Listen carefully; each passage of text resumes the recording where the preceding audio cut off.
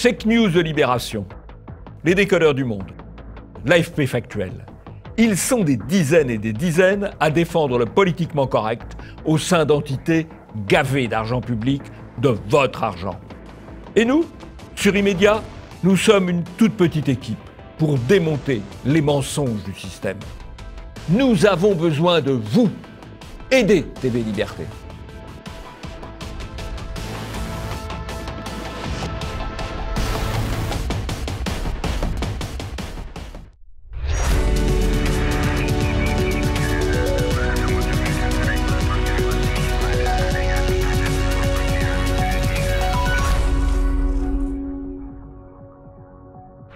Bonjour à tous et bienvenue dans ce nouvel Immédiat. Bonjour Jean-Yves. Bonjour Nicolas. Coup de chaud écolo chez Pascal Praud. Une discussion contradictoire sur le réchauffement climatique a provoqué la colère d'une invitée écologiste. Petites annonces, gros racisme. Les agents immobiliers et les propriétaires seraient d'infâmes xénophobes selon SOS Racisme et les médias relayant l'étude de cette association. Facebook censure les dissidents politiques. Plusieurs dissidents américains ont été bannis par Facebook. Une inquiétante dérive totalitaire. Et vous retrouverez le zapping et les tweets.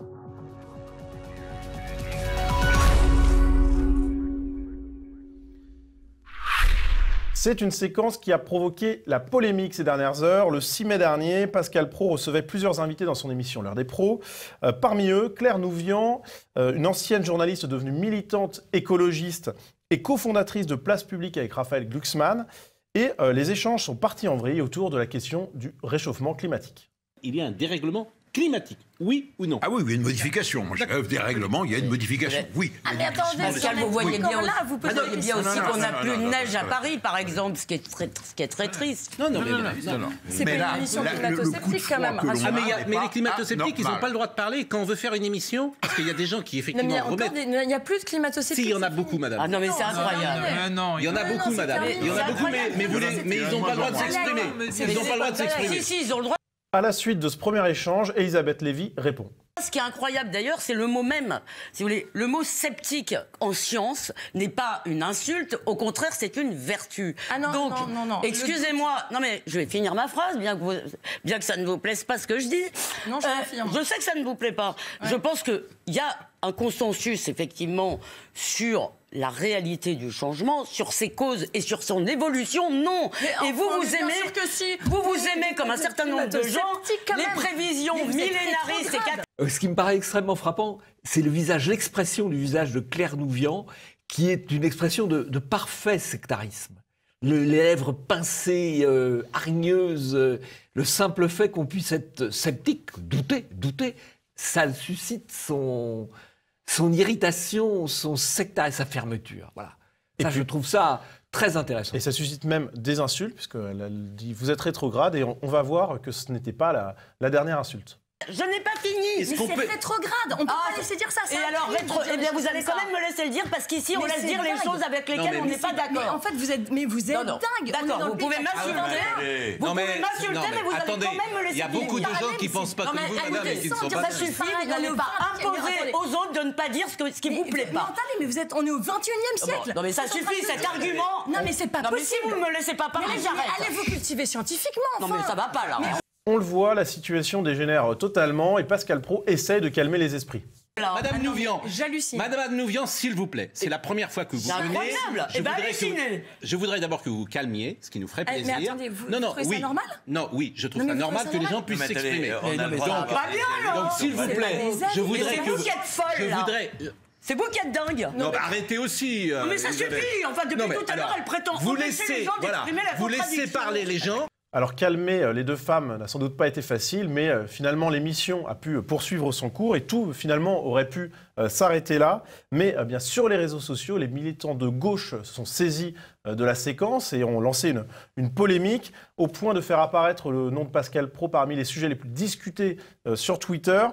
Et donc finalement de remettre une pièce dans le jukebox Claire Nouvian. On va voir ça tout de suite. Me retrouver sur ce plateau avec des gens comme ça m'a fait en fait un peu perdre mon sang-froid.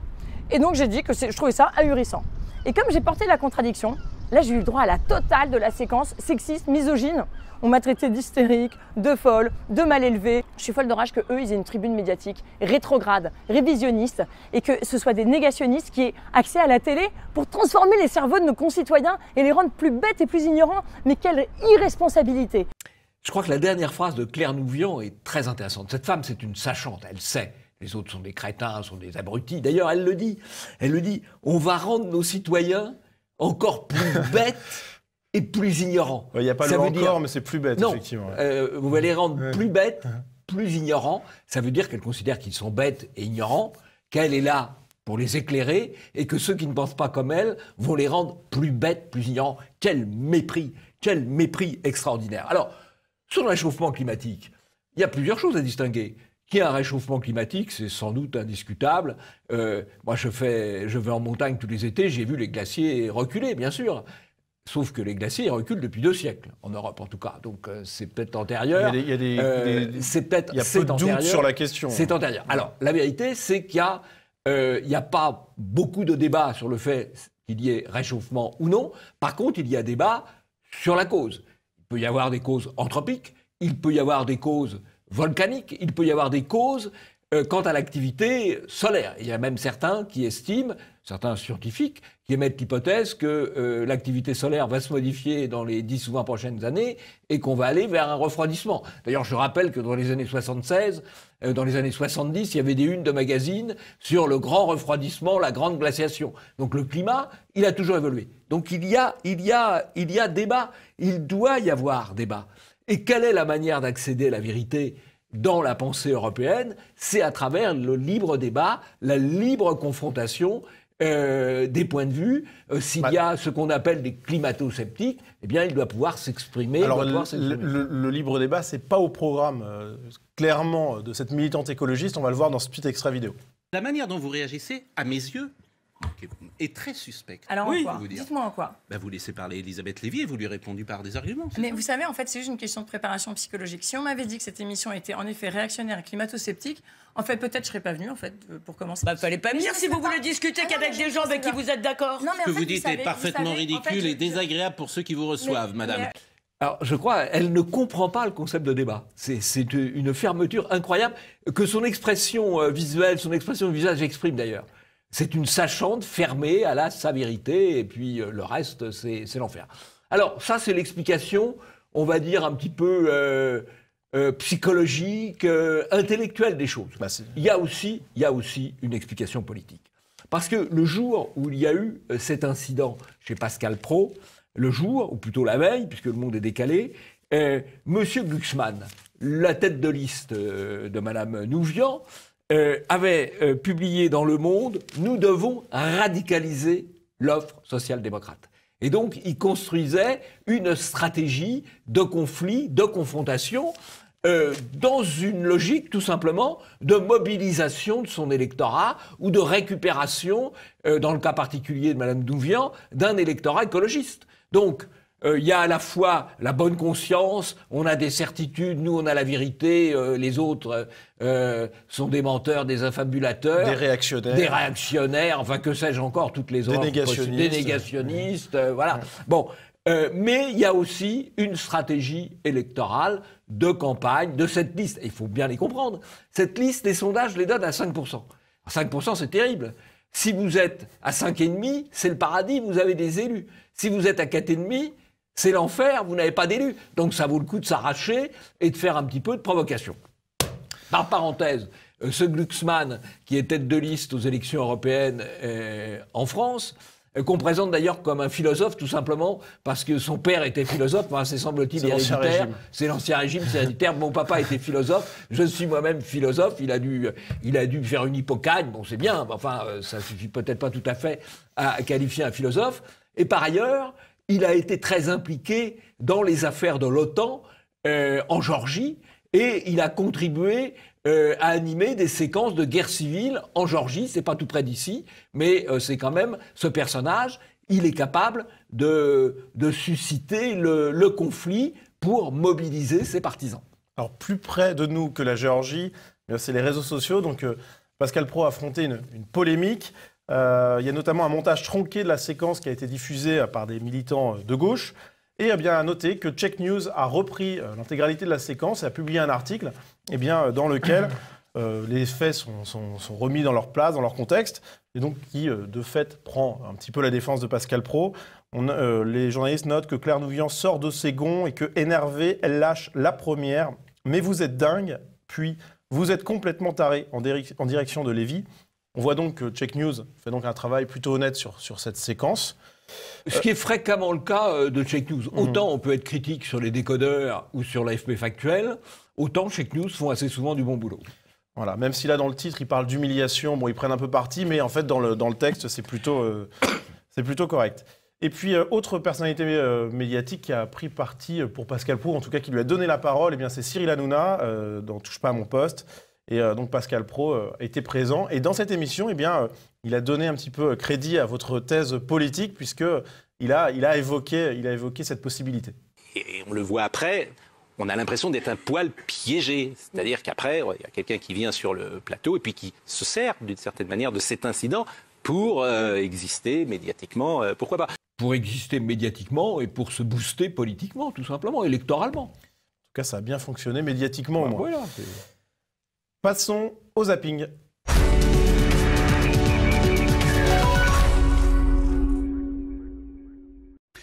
La gare du Nord à Bruxelles est-elle devenue une zone de non-droit? Les chauffeurs de bus de la société de transport en commun flamande, De Lijn, ont en tout cas à nouveau décidé de ne plus s'y arrêter. Ils dénonçaient déjà un manque de sécurité.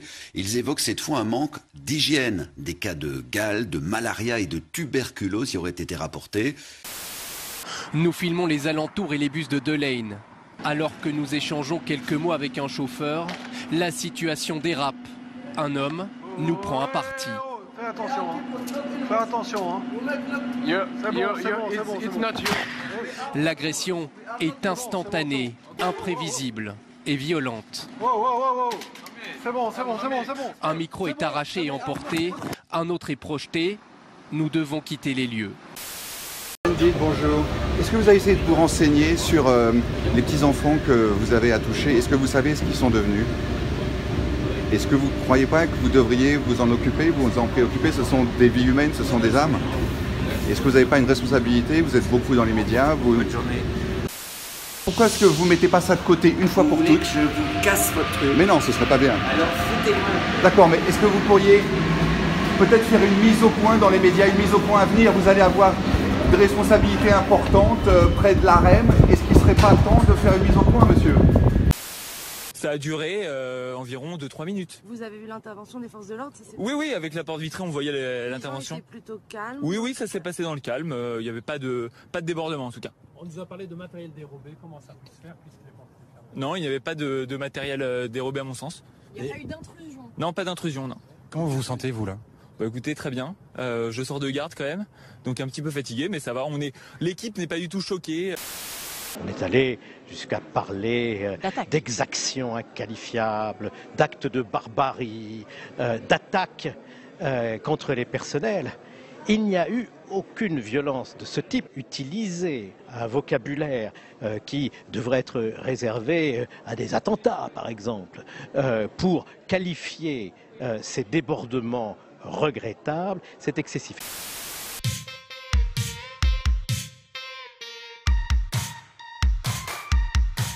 I very much want to have a baby with my partner. He is the love of my life. And if I talk about it too much, I'm going to cry, so I won't.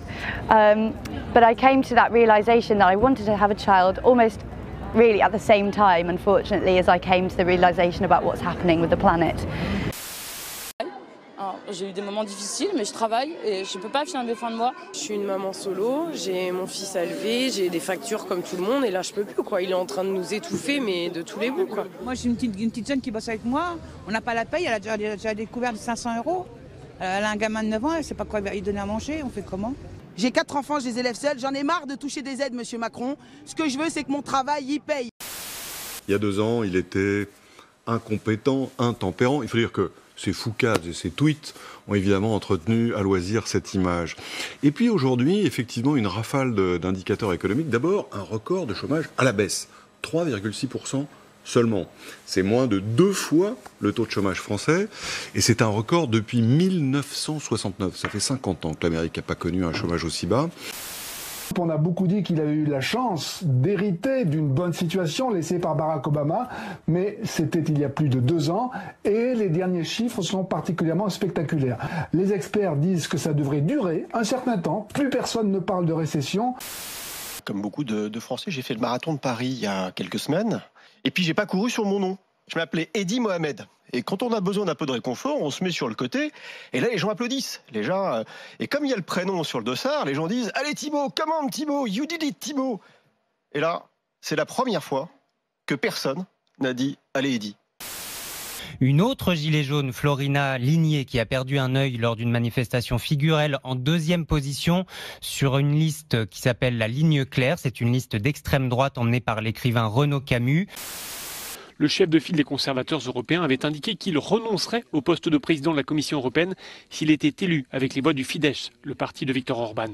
Le divorce semble désormais consommé et Viktor Orban va sans doute se tourner vers les partis souverainistes et populistes. Il y a quelques jours, il a reçu l'Italien Matteo Salvini. Ce lundi, il s'affichait avec l'Autrichien Heinz-Christian Strache, issu de l'extrême droite. Et il a indiqué vouloir aussi se rapprocher du parti polonais Droit et Justice, actuellement au pouvoir à Varsovie. Bien, merci Nicolas pour ce bon zapping. Alors, c'est amusant parce que la dernière séquence sur Orban, avec Euronews, on a un petit bobard dans le titre qui dit Orban lâche la droite. Mais non, c'est pas vrai. C'est la droite qui met son cordon, la fausse droite européenne, qui met son cordon sanitaire, puisque M. Weber, le candidat du Parti populaire européen pour la présidence de la Commission, dit « Je ne veux pas des voix d'Orban ».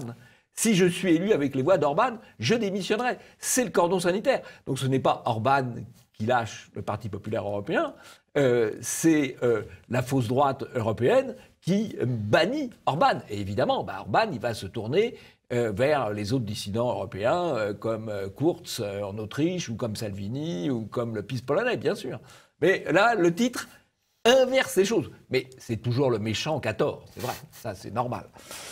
Alors, il y a une séquence qui est tout de même qui met assez mal à l'aise. C'est l'enchaînement entre cette espèce de bobo gauchiste qui nous explique qu'elle ne fera pas d'enfants pour sauver la planète. Vous remarquerez d'ailleurs que c'est toujours des blanches qui annoncent qu'elles ne feront pas d'enfants pour sauver la planète. Ce n'est pas des africaines.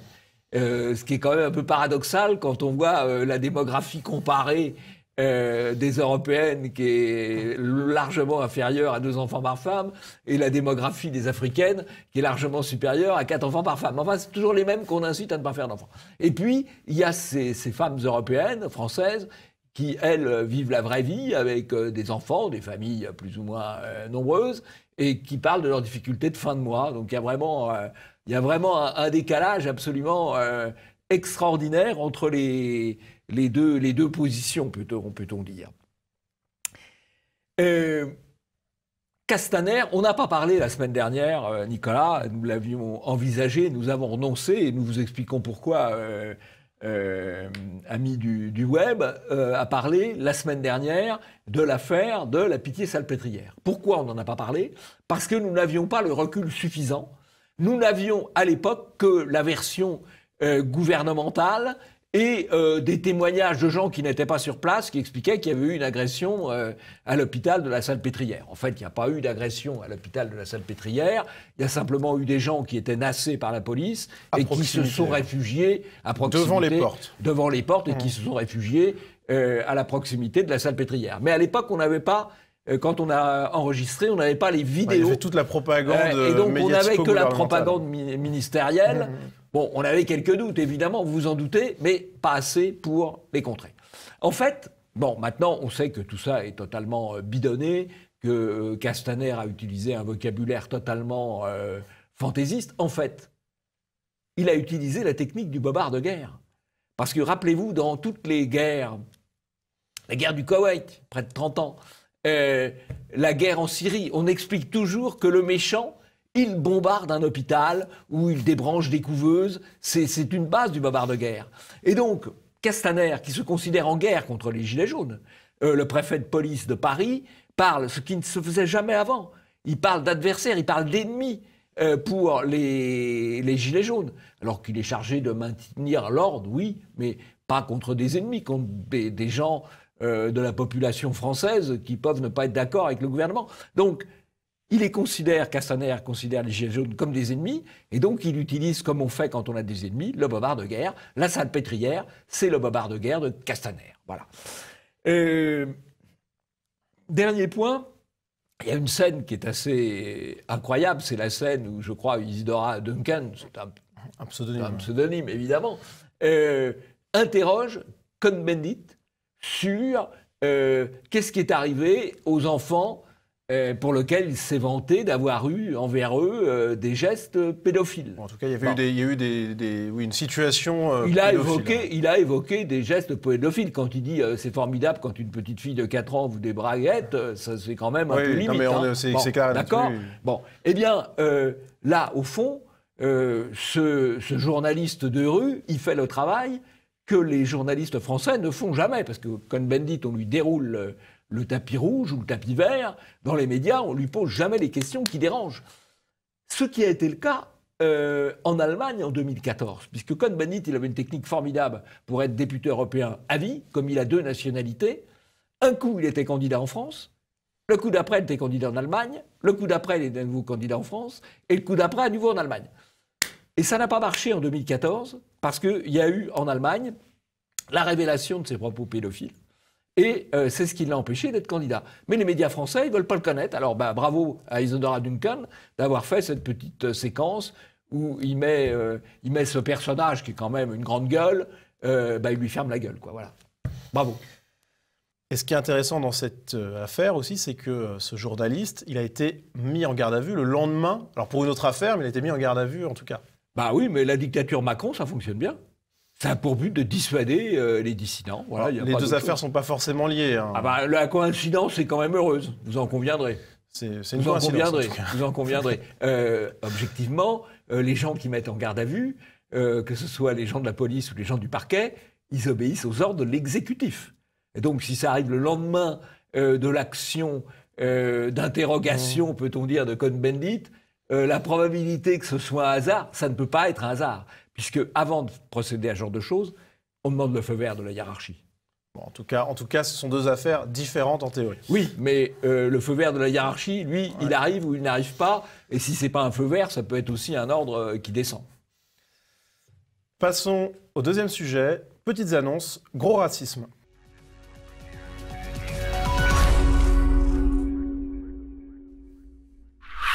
Les agents immobiliers, les propriétaires seraient d'immondes racistes, selon SOS Racisme. Une étude publiée mardi par l'organisme militant a été largement reprise par tous les médias, par exemple sur France Info. C'est une étude grandeur nature sur la réalité des discriminations au logement qu'SOS Racisme vient donc de réaliser en France. Évidemment, ça a été repris, donc, comme je l'ai dit, par tous les médias. Par exemple, l'Express qui titre « Discrimination raciale au logement, une enquête dénonce un accès bien inéquitable ». Et on voit effectivement que c'est une couverture totale. Alors ça prouve l'extraordinaire connivence entre SOS Racisme, qui est une association subventionnée, qui n'a pas d'existence en dehors des subventions qu'elle reçoit, et de l'accès aux médias. Et tous les médias reprennent, on va le voir, sans aucune distanciation. Voilà. Donc on a vraiment un appareil de propagande, qui est un appareil de propagande d'État, puisque SOS Racisme n'existerait pas sans les subventions de l'État et des collectivités territoriales, et de propagande médiatique. Alors tous les médias partagent l'information, mais certains ont plus de chance que d'autres, puisque c'est Le Parisien qui a eu l'exclusivité de l'enquête. Et là, Jean-Yves, on peut aussi se poser des questions. Là, c'est un partenariat entre LVMH de Bernard Arnault et SOS Racisme, c'est-à-dire entre un grand groupe de luxe et SOS Racisme. Voilà.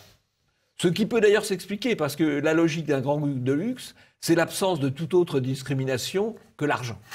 Et à partir du moment où SOS Racisme combat précisément certaines discriminations, mais pas celles de l'argent, il y a une connivence entre LVMH et SOS Racisme.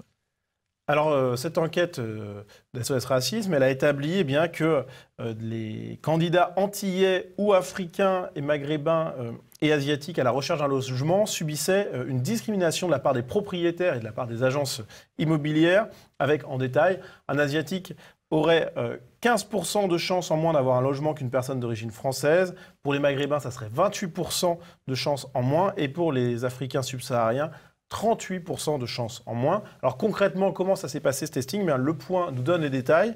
SOS Racisme a appelé 90 agences d'Île-de-France des 9 plus grands réseaux en se faisant passer pour des propriétaires d'origine française ancienne. Donc le terme est intéressant, pour ne pas dire français de souche, français d'origine ancienne. Et demandait aux agences de sélectionner les locataires sur des profils ethniques.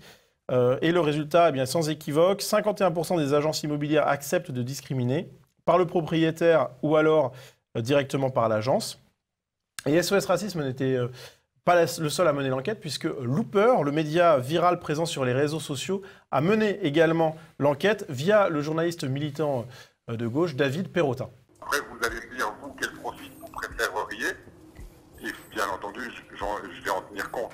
Ouais, donc si par exemple, je vous dis, si je veux préférer par exemple la communauté européenne, vous en tiendrez compte même si c'est pas écrit? Oui, mais par contre, lors des visites, c'est quelque chose que je ne ferai pas, je le ferai en aval. C'est-à-dire que je dirais, votre dossier n'est pas sélectionné. Et alors, selon cette étude reprise par tous les médias, eh bien, les particuliers seraient encore plus racistes que les agences immobilières. Logement, les discriminations encore plus fortes via Le Bon Coin et particulier à particulier que dans les agences immobilières, titre France Inter, avec le chiffre de 48% de réponses positives pour les Français d'origine ancienne, contre 46% de réponses positives pour les Asiatiques, 15% pour les Maghrébins et 11% pour les Subsahariens. Jean-Yves, on voit qu'il y a des différences entre les ethnies, les populations. Oui, alors si vous permettez d'ailleurs, ça me paraît invalider la thèse du mot que vous utilisez beaucoup, Nicolas, du mot racisme, que moi personnellement je mets toujours entre guillemets, parce que c'est un terme de polémique. Si les gens avaient un comportement, comme on dit, raciste, ils devraient rejeter autant les Asiatiques que les autres. Or, c'est pas vrai. On s'aperçoit qu'il n'y a pratiquement pas d'écart entre le comportement pour les Européens et pour les Asiatiques. Il n'y a pas d'écart. Il y a un écart, par contre, il y a un gros écart dans la manière dont les gens sont perçus, entre les Français d'origine et les Maghrébins et les Africains, les Subsahariens. Donc, ce n'est pas un problème de racisme. Parce que si c'est un problème de racisme, les Asiatiques, ils ne devraient pas se retrouver du même côté que les Européens. D'ailleurs, on met les Européens, que ce soit des Français d'origine franco-française ou portugaise ou espagnole, enfin, on met les Européens. Mais les Asiatiques, apparemment, de particulier à particulier, il n'y a pas de problème. Il y a un problème avec, semble-t-il, les Maghrébins et les Africains. Donc ce n'est pas un problème de racisme. Je pense que c'est plutôt un problème de code culturel. Il y a au fond des manières d'habiter qui ne sont pas forcément les mêmes si vous venez d'Afrique, si vous venez du Maghreb, ou si vous venez d'Asie, ou si vous venez d'Europe.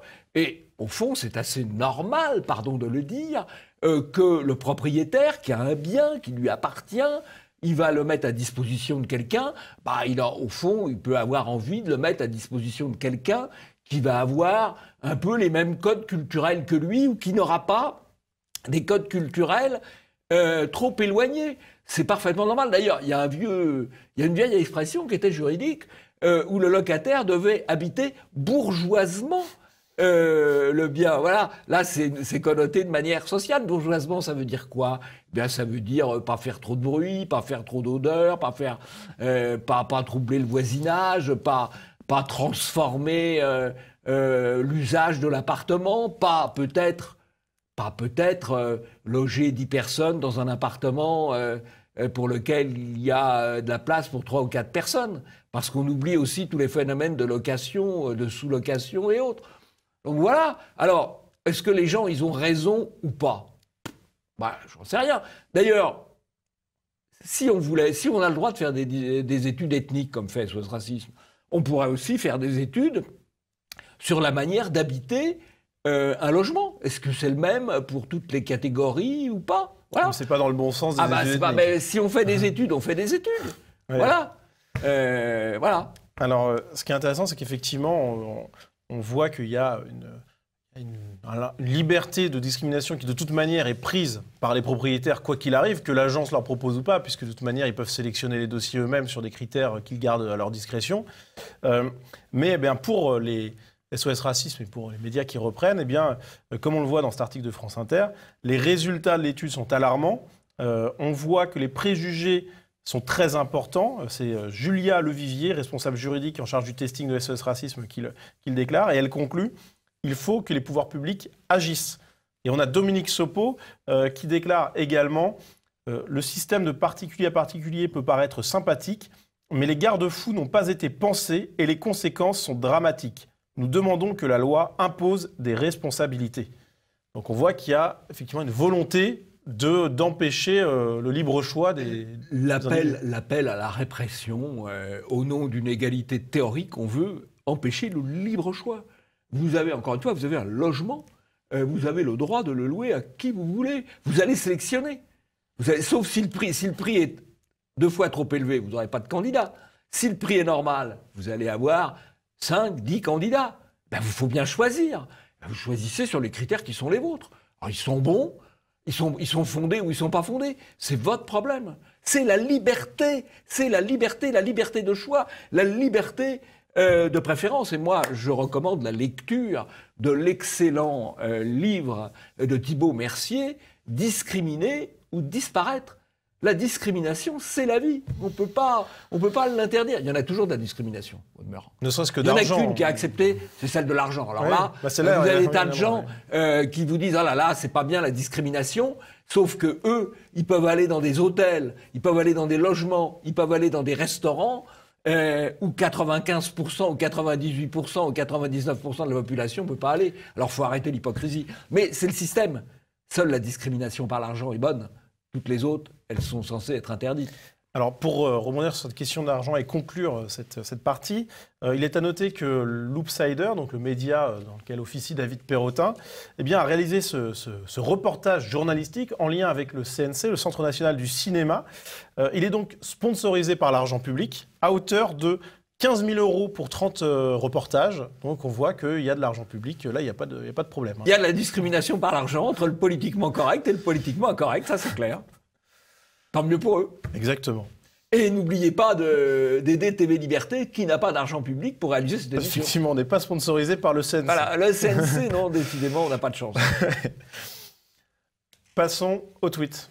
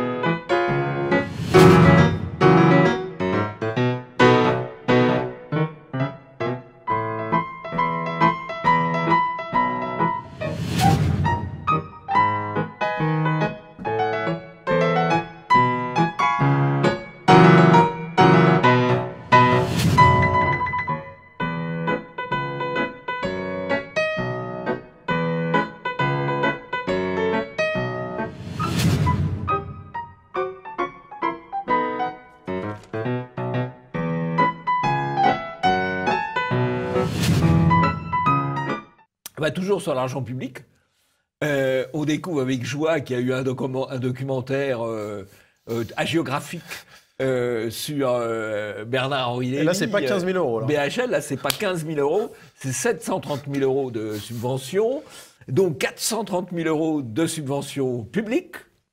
Et, alors là, c'est le must, là, 200 000 € de subventions d'Arte, le président du conseil de surveillance d'Arte étant monsieur Bernard-Henri Lévy, on voit mal comment les gens d'Arte auraient pu refuser de subventionner le documentaire à la gloire de monsieur Bernard-Henri Lévy. La boucle est bouclée. 700 000 €, c'est juste énorme en plus pour un documentaire. C'est juste, oui, on peut faire des choses avec. Ouais, on peut faire des choses avec. Bah, 700 000 €. Oui, c'est pas tout à fait le budget annuel de TV Liberté quand même. Enfin, c'est pour donner non, mais oui, c'est pour donner un ordre de grandeur. Ouais, hein. ouais. Voilà. Mais on est le budget annuel de TV Liberté, c'est pas le double. Hein. Ouais. Donc, vous voyez. Et là, 700 000 € juste à la gloire de Bernard-Henri Lévy. Bah, tant mieux pour lui, bien sûr. Alors, bah, il y a un certain nombre de tweetos qu'on recalé un peu Libération, qui confond Simone Veil et Simone Veil. Il y a effectivement eu deux Simone Veil. Il y a eu Simone Veil, la femme politique qu'on connaît, avec un V. Et il y a la grande Simone Veil, la Simone Veil avec un W, qui est une philosophe, qui a écrit un livre tout à fait important, et qui reste important près d'un siècle après sa parution, pas tout à fait un siècle, un peu plus de 70 ans après sa parution, un livre sur l'enracinement. Voilà. Il ne faut pas confondre les deux personnages, c'est pas du tout la même chose. Voilà. Alors, on a beaucoup parlé aussi de biodiversité, ce qui est assez logique, puisque c'est un rapport de l'ONU, d'un organisme de l'ONU, un petit peu comme le GIEC, mais qui s'intéresse à la biodiversité. La réduction de la biodiversité, c'est un vrai sujet, ça existe. Ça a toujours existé d'ailleurs, parce que la vie, ça évolue. Donc il y a des espèces qui se créent, il y a des espèces qui disparaissent. Très très élevé là. Là, c'est effectivement une préoccupation beaucoup plus importante, mais qui n'est pas forcément bien traitée. Parce que d'abord, la biodiversité, par définition, ça concerne des milieux biologiques divers, des écosystèmes divers. Et l'écosystème tempéré, l'écosystème occidental a un certain nombre de problèmes.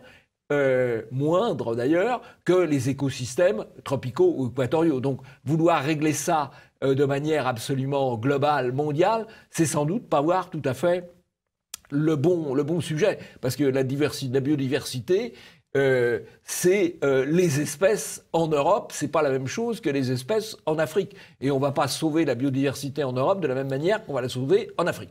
Et puis bah, ce qui peut aussi être sur la biodiversité, il y a des espèces invasives extra-européennes, par exemple, qui peuvent avoir un impact considérable sur des espèces en Europe. Je pense aux vers de terre, où il y a des vers de terre tropicaux qui sont arrivés en France et qui mangent les vers de terre européens, enfin français, je sais pas si c'est une nationalité, mais en tout cas, voilà, il y a un vrai impact.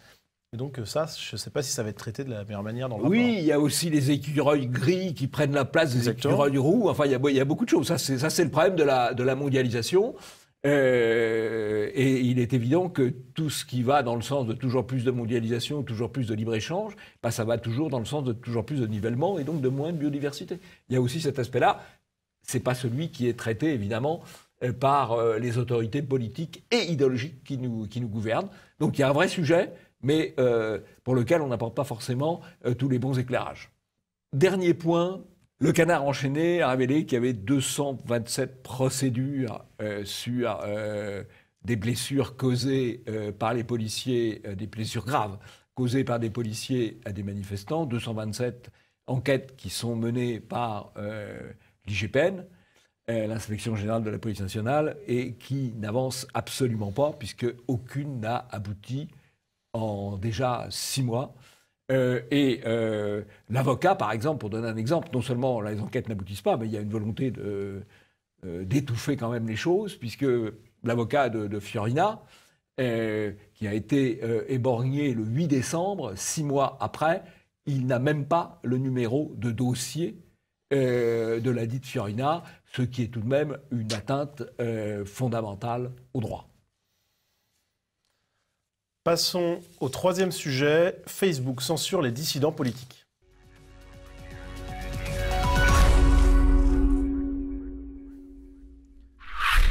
C'est une censure que certains avaient déjà connue en France, Boris Le Lay, Alain Soral, Génération Identitaire, mais qui a également lieu aux États-Unis. Le Monde nous l'apprend. Contenu haineux, Facebook supprime 7 comptes aux États-Unis, dont celui d'Alex Jones. Et bien donc, Le Monde parle de contenu haineux, de personnalités controversées, complotistes, de personnes qui se livrent à la violence ou à la haine, des individus considérés comme dangereux. On voit donc que là, il y a un vocabulaire qui est... Ah, il y a un enchaînement de novlangues. D'ailleurs, ce qui est assez drôle, c'est que quelqu'un de controversé, précisément, il devrait pouvoir accéder à l'expression. Puisque dans la controverse, pour qu'il y ait controverse, il faut qu'il y ait des gens qui disent A, des gens qui disent B, des gens qui disent blanc, des gens qui disent noir. Le fait de vouloir interdire, par principe, les gens qui ont des idées, entre guillemets, controversées, ce qui est un terme de novlangue pour dire pas conforme à la doxa dominante, c'est précisément l'inverse de ce qu'il faudrait faire.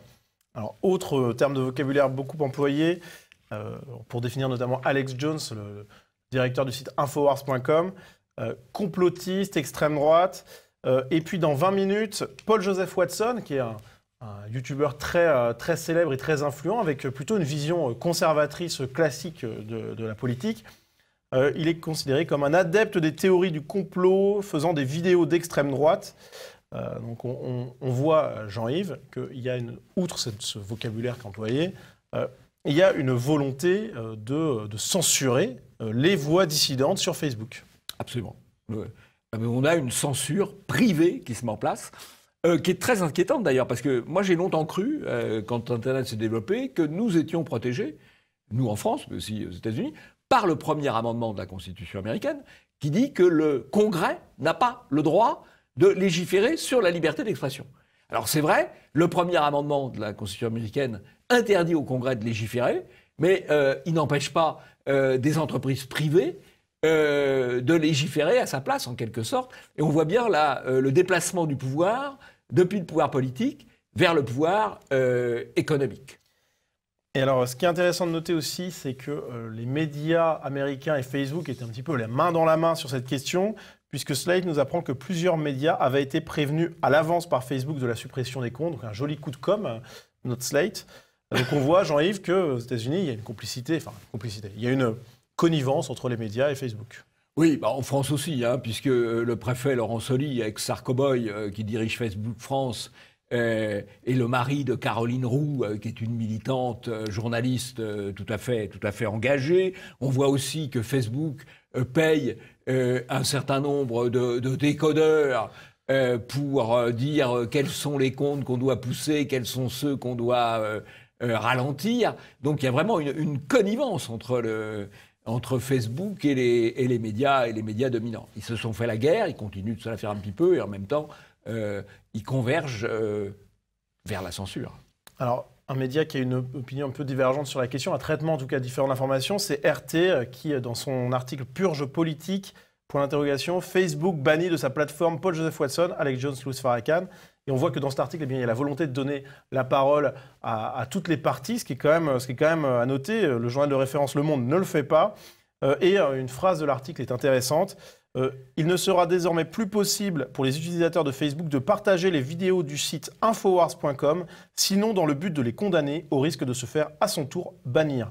Et c'est effectivement quelque chose qui a été annoncé et ce qui a fait réagir sur Fox News Tucker Carlson, qui a déclaré « Mark Zuckerberg ne fait pas que censurer des opinions, il impose les opinions politiques que vous êtes autorisés à avoir. » Et Jean-Yves, on est obligé de se dire que demain, vendredi, Mark Zuckerberg sera à l'Élysée, reçu par Emmanuel Macron pour évoquer la régulation d'Internet. Il y a de quoi avoir un peu peur quand même. Oui, à 15 jours des élections en plus, à 15 jours des élections européennes. Donc réguler Internet à 15 jours des élections européennes, ça veut dire pousser les postes favorables. Je traduis, traduisons-les. Réguler Internet à 15 jours des élections européennes, ça veut dire pousser les postes favorables à la liste En Marche et aux listes politiquement correctes et ralentir les autres. C'est ça que ça veut dire. Voilà. Bon, en tout cas, c'est pas dit, mais, on imagine que via le rôle des décodeurs, effectivement, il y a des... bien sûr. Et là, on voit la triple alliance de pouvoir entre le pouvoir politique, le pouvoir numérique et le pouvoir médiatique. Bien, c'est la fin de cette émission. Merci à vous de l'avoir suivi. Et Jean-Yves, à la semaine prochaine. À la semaine prochaine.